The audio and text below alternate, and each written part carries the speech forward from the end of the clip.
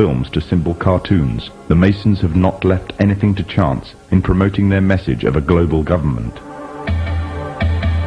Matt Groening, the creator of one of the most popular cartoon series in television history, The Simpsons, is a self-confessed anarchist. Matt Groening himself has openly declared that he wanted to get his own political ideas across within his work. But he wanted to do this in such a way that people would find it easy to accept his ideas. And the means he chose to this was a clever little cartoon called The Simpsons. So what exactly is The Simpsons teaching us and our children? There are many lessons being programmed into us. These include disregard for authority, either parental and governmental, that bad manners and disobedience is the way to attain status amongst people, and that ignorance is trendy and cool, whereas knowledge is unfashionable. However, what is especially worrying is the Masonic undertones of one episode in particular, the episode in which the father figure of the family, Homer Simpson, becomes obsessed with a group called the Stonecutters, or should it be called the Freemasons? Upon joining the group, his fellow members find a birthmark on him, a mark that makes the rest of the group declare him to be the chosen one. You are the chosen one, whom the sacred parchment prophesied would lead us to glory. But with his newfound honor and dignity, he, Homer Simpson, fools himself into thinking that he is God. I always wondered if there was a God, and now I know there is, and it's me. Some may dismiss it as nothing more than a children's cartoon, a bit of harmless fun.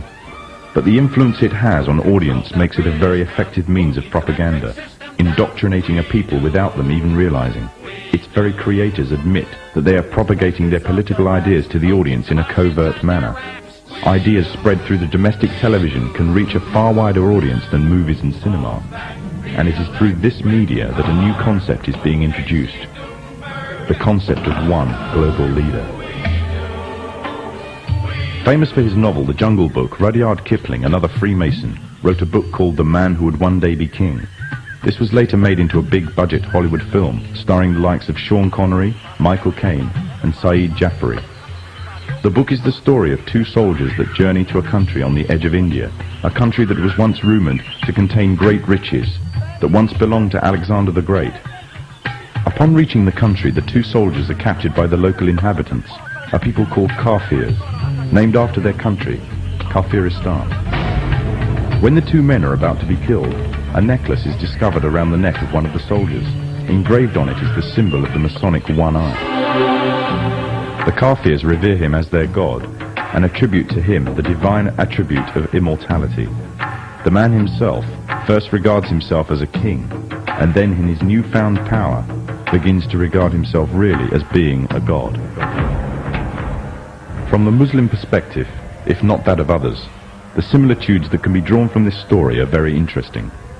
The Muslim scriptures, called Hadith, contain many prophecies of the Prophet Muhammad. In these, it is prophesied that a man would arise from amidst the Kafirs, which means infidels in Islam, who would be recognized by his one eye and would be made a world leader, claiming first to be a king and then later to being God, and that he will seem immortal until an appointed time. In another film, the concept of global leader and global government is also strongly propagated. In 1996, the film Independence Day broke all box office records, becoming the 7th highest ranking film of all time.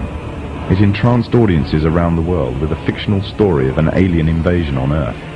However, deep within the film's subliminal messages can be found, indicating the Freemasonic presence and the Freemasonic agenda. In the film, there is a military base known as Area 51. It is from here that the military offensive is launched, on which the salvation of the whole world and the future of its inhabitants depends. The entrance to this installation is a pyramid, on which is engraved the symbol of the one eye.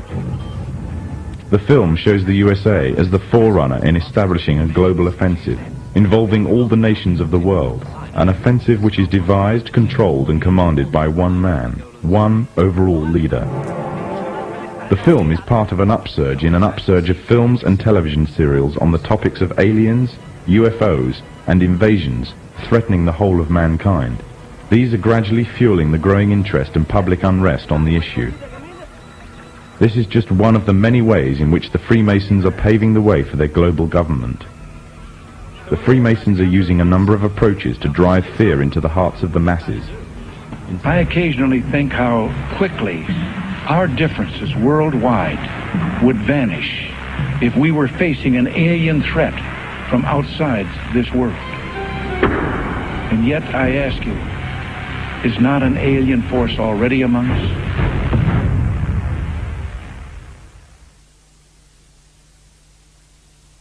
Other tactics that the Masons are using in order to bring about a one-world government and the need for a global security force controlled by them is to allow crime rates to soar, thus creating fear for personal and national security.